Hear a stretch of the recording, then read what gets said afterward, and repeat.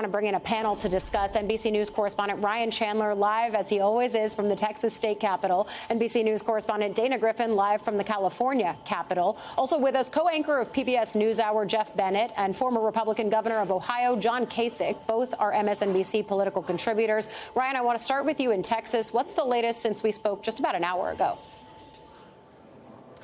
So big update here, Allie. Just in the last 15 minutes, we watched the Senate Redistricting Committee give their stamp of approval to House Bill 4.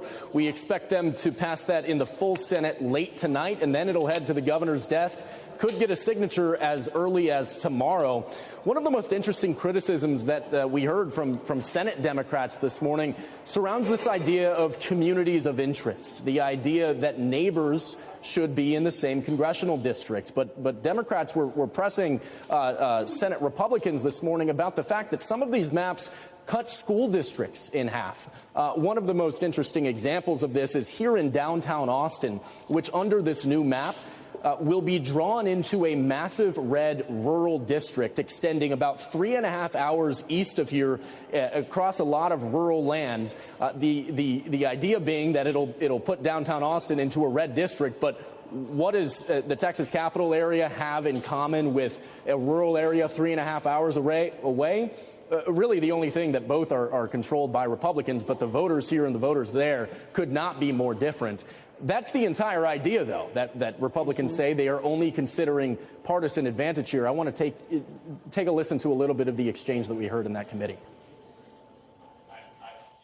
The underlying goal of this plan is straightforward: improve Republican political performance. We are allowed to draw congressional districts on the basis of political performance as recognized by the U.S. Supreme Court.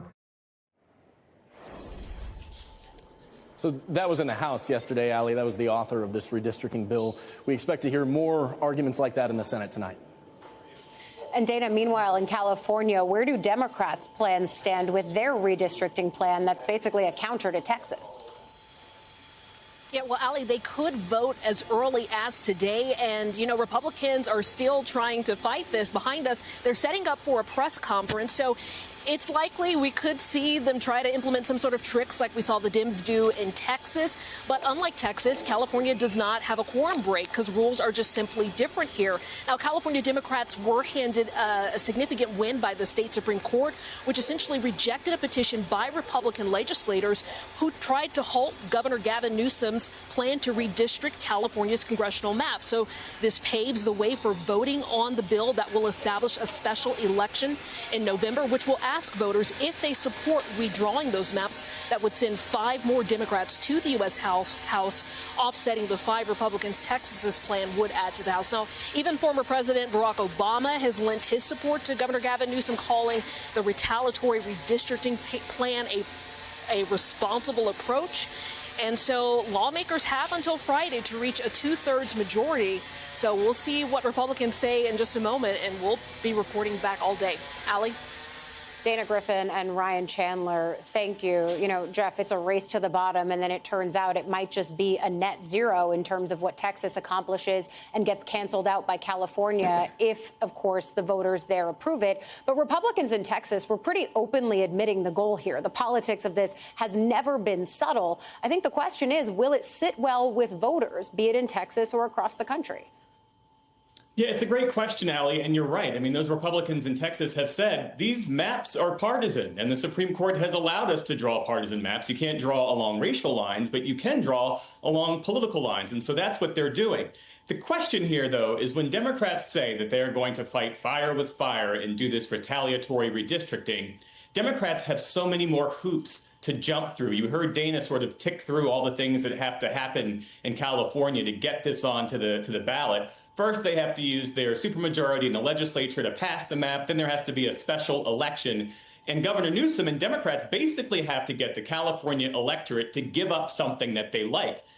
According to the polling, Californians like the independent redistricting commission that was set up. And so now this is going to be a costly battle. Republicans in California, you have the former governor, Arnold Schwarzenegger, who helped establish that independent commission. They are all going to fight this. But even if that does get on the ballot for the special election and it gets approved, then Democrats have to vote for each of those individual candidates who are running. So the messaging here is key. You heard Newsom say this isn't just about redistricting, that isn't just about the map. It's about taking the fight to Donald Trump. And as Democrats see it, the Republican Party under Donald Trump is basically enveloped in this anti-democratic force, and that they have no choice but to fight back. Remember, this entire thing started because President Trump said he felt entitled to 5 more seats out of Texas based on the election. That is baseless. Elections don't come with bonuses. President Trump, no president, is entitled to more additional congressional seats, but he's using the power that he has, and Republicans in Texas are using the power that they have to arrive at that result. I think you just make such a good point about the way that this has to become something that is on the ballot and needs to be messaged by Democrats in California in very simple fashion, because it is a process that could get complex really fast in the minds of voters. But Governor Kasich, Democratic Texas State Representative Nicole Collier joined me last hour to discuss her being held in the Texas chamber for about 3 days, and a moment where she said she had to end a call because she was conducting it in a room Republicans allegedly didn't approve of. Take a listen to part of our conversation. Well, they didn't know. They just said that somebody complained, which was another Republican woman who said it was a Republican woman who said that I guess they complained to law enforcement, the DPS that was on the floor, that I was on a FaceTime call. But I've seen them do it plenty of times. But this is more intimidation tactics, ways that they try to silence people that disagree with them. I'm not surprised, but I am disappointed. Governor, what do you make of the way Representative Collier's been treated this week? Allie, can things get any worse in politics? The voters just, well, you know, the answer is this is ridiculous. I mean, it's tit for tat. I've been saying this on so many different issues. You know, you do this to us, we do that to you. And look, I stand with Schwarzenegger, the Terminator. He and I have been friends for a long time, and we both believe this just terrible process of just raw politics is just not good for the country. And at the end of the day, I've been through redistricting. I've been through gerrymandering. I know what it's like. You know, you make a lot of enemies through the process. You don't make many friends. And it's just an ugly process. The only thing that voters know is, I think, when they were in school, they heard that term gerrymandering, and then they showed those little squiggly lines. And that they know a little bit about that, but they don't really care about this, other than the fact that they say, here they go again. You know, they're just blatant, raw politics. Now, the one thing that has to be remembered here is, as you go through redistricting, what happens to minority seats? We don't want to see all the minority seats eliminated. And so when you go through redistricting, whether it's Texas or whether it's California, what is happening with your minority seats? If you are eliminating it, that becomes an additional problem. But, Allie, it's just rotten politics is what it is, and raw power. And the best way to resolve it is to have 2 houses of a different party. Let the Republicans have one, the Democrats have another, then they make a deal. Other than that, I'm not surprised to see this happening. It's just getting worse. Look, I've actually heard Democrats say that to me. They're worried about the kind of precedent that it sets when both parties are racing to the bottom here. But, Governor, you also know the environment that Democrats are operating in right now. Not only are they getting pressure from some of the more progressive parts of their base to do more, do something, do anything, even if it ultimately doesn't stop these policies from going into place, but then also they feel they're fighting with one hand behind their back. I mean, at a certain point, can you not blame them for saying, yes, ideally we would like independent commissions, but that's not the world we're operating in right now?